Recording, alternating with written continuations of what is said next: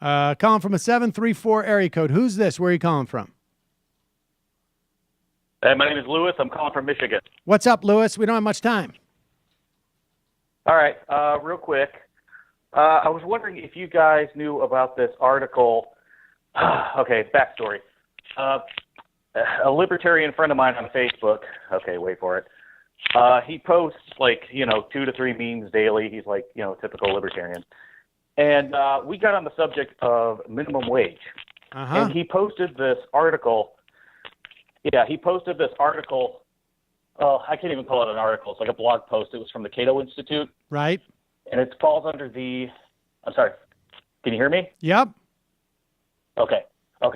So anyways, it was written by a guy named Steve H. Hanke, Hanke. Apparently he's a professor of applied economics at Johns Hopkins, called The Truth Behind, he's called Let Data Speak, The Truth Behind Minimum Wage Laws.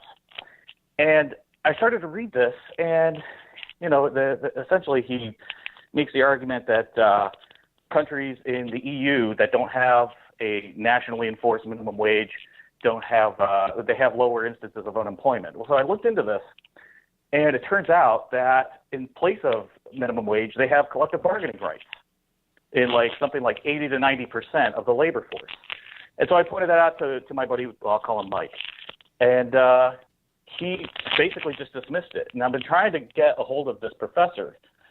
He's on Twitter. I've tweeted him. I haven't gotten a reply as to why he would leave something like that out. And I was just hoping. Oh, I know why he would leave that out. And you know why he would leave that out. Your failure is to get rid of your friend who's a libertarian. But also, if you want, listen, and if you want to do an actual comparison, look at the ones of states in this country or counties in this country that have raised their minimum wage versus the contiguous county. I mean, there's plenty of examples in this country where it's more apples to apples. But yes, of course, if you have massive if you have a unionization rate in the 70s or 80s or even the 60s, the 90s, of course that's going. The need for a minimum wage is far less. You think if fast food workers were unionized across the country, that there wouldn't be a higher wage? Of course. All right, I got to jump.